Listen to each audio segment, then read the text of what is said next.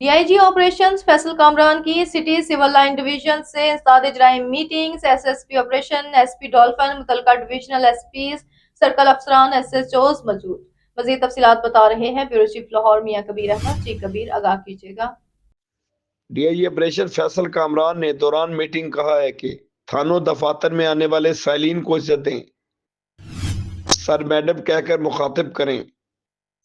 Corruption کی شکایت پر zero tolerance کی پالیسی ہے۔ شہریوں سے خوش اخلاقی سے پیش آئے، مثبت رویہ کو فروغ دیں۔ لوگوں سے ناروا سلوک، بدتمیزی کی صورت میں محکمانہ و قانونی کارروائی ہوگی۔ ایس پی سٹی کی رابری کی وارداتیں کنٹرول کرنے 15 رسپانس ٹائم بہتر بنانے کی ہدایت۔